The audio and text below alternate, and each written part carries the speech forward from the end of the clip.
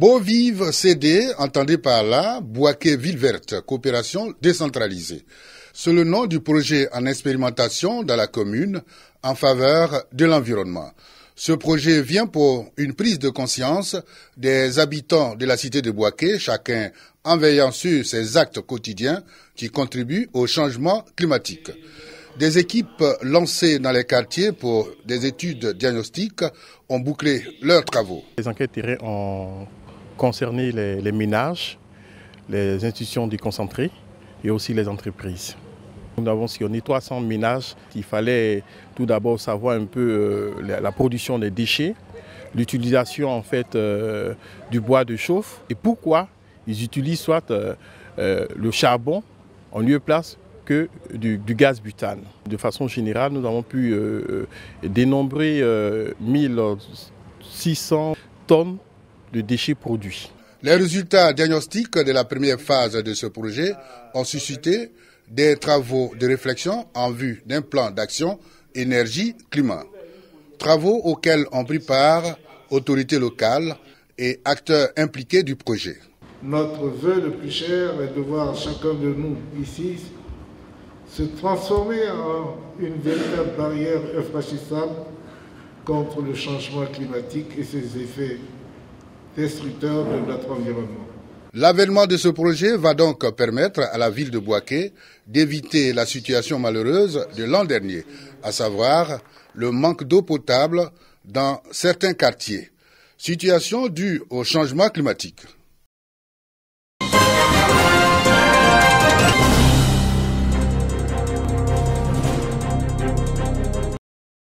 Huit parcs nationaux et 6 réserves naturelles d'une superficie totale de 2 100 000 hectares.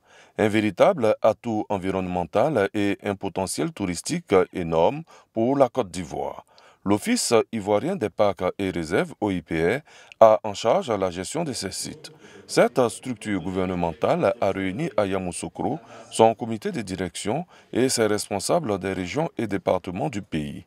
Quel est l'état de santé de nos parcs et réserves? L'état de conservation des parcs nationaux et réserves de Côte d'Ivoire est globalement satisfaisant.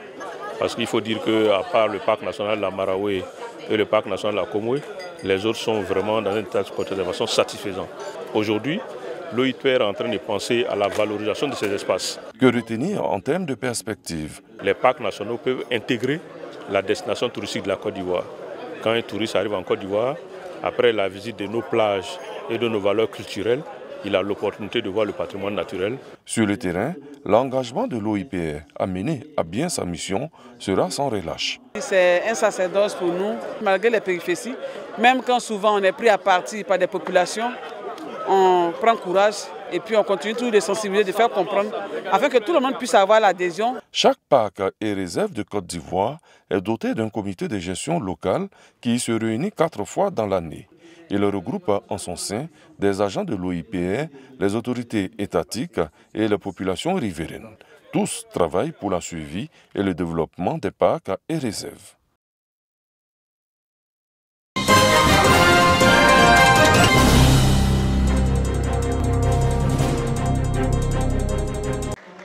Vision, une OLM plus forte pour impacter positivement. Signe en avant. La jeune chambre internationale de Yamoussoukro amorce son mandat 2019. Symbole fort, l'investiture des classes dirigeantes qui ont pour responsabilité de perpétuer la mission de la jeune chambre internationale. Offrir des opportunités de développement aux jeunes en leur donnant la capacité de créer des changements positifs. Pour coller à cette vision, à Yamoussoukro, des projets majeurs existent en cette année 2019. L'installation de poubelles à travers la ville, la création d'une place jeune chambre internationale, la formation des membres et des sorties détentes. Les acteurs sont au travail. Là où il existe des hommes, il existe forcément des conflits. Alors pour ce faire, il est bon de connaître les mécanismes, de connaître d'abord le conflit. Qu'est-ce que c'est qu'un conflit? Comment est-ce qu'il naît? Comment est-ce qu'il grandit? Et après, comment est-ce qu'on arrive à pouvoir éradiquer le conflit? C'est clair que les conflits ne finiront pas un jour, mais il est bon en fait de pouvoir capitaliser sur des conflits. Peut-être que beaucoup de gens ne le savent pas, mais il y a des avantages en fait, que l'on pourrait tirer de certains conflits. Donc voilà, à côté de cela, vous avez une multitude de thèmes de formation que nous aurons l'occasion en fait, de vous présenter voilà, une prochaine fois. Pour être membre de la Jeune Chambre internationale, il faut être âgé de 18 à 40 ans, avoir une activité professionnelle.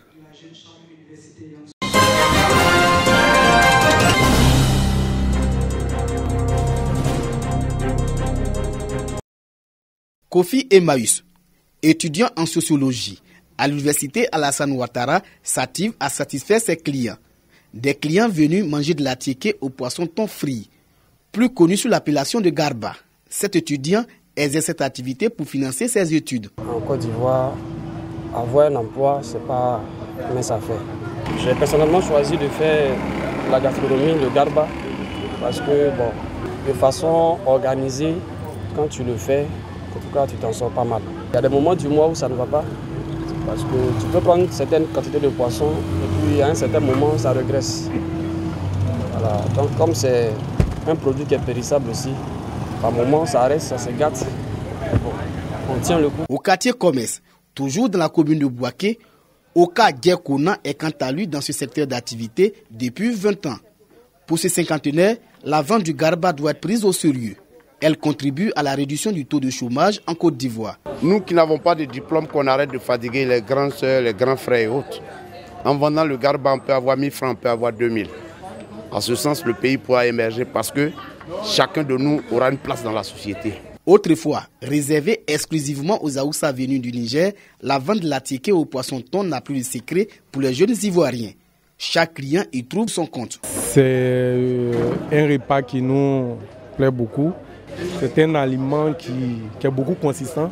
Chez les autres femmes, il n'y a pas le poisson thon. Donc du coup, c'est particulièrement le poisson thon qui fait qu'on aime le garba. Aujourd'hui en Côte d'Ivoire, la tiéké est le deuxième aliment le plus consommé après le riz. L'organisation et la professionnalisation de la filière fera de la tiéké un secteur pourvoyeur d'emplois. À côté des revendeurs, plusieurs milliers de femmes font de la transformation du manioc et de ses dérivés leur activité principale.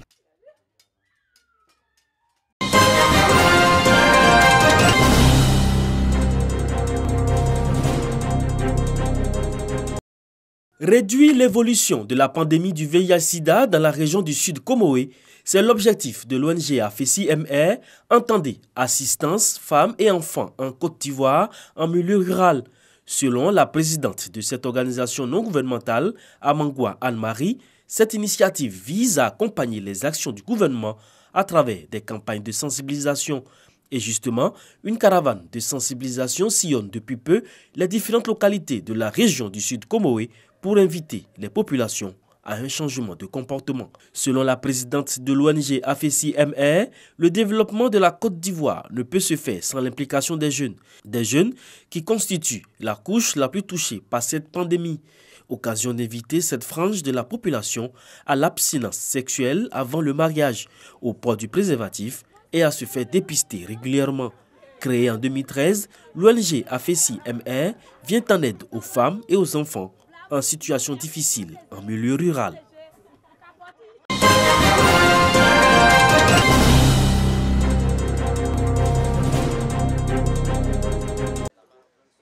Le Centre culturel Jacques Aka de Bouaké aux couleurs de la première édition du Sommet de l'art et de la culture. Des expositions d'œuvres artistiques, compétitions de poésie et d'art oratoire ont meublé cette plateforme d'échange culturel qui a enregistré plus de 100 participants. Une initiative de la Jeune Chambre internationale universitaire de Bouaké. Les jeunes aujourd'hui négligent carrément la culture africaine. Donc c'était de réinstaller les valeurs propres à l'Afrique même aux jeunes, de sorte à ce qu'ils soient fiers et qu'on puisse faire envie aux autres aussi de la manière dont on a envie de leur culture à eux. Nous avons des jeunes artisans, nous avons des jeunes tisserands, nous avons des jeunes peintres, nous avons des jeunes calligraphes. Nous faisons un peu de tout et avec du matériel africain. Valorisons cet art-là et nous serons des élites. Une promotion de la culture encouragée par les autorités présentes. S'approprier leur culture, surtout dans le respect des aînés, dans le respect des autorités. C'est en valorisant notre culture que nous allons nous développer et qu'eux aussi vont se développer. À travers ce sommet de l'art et de la culture, la Jeune Chambre internationale universitaire de Bouaké a voulu offrir aux jeunes des opportunités de développement pour un changement positif.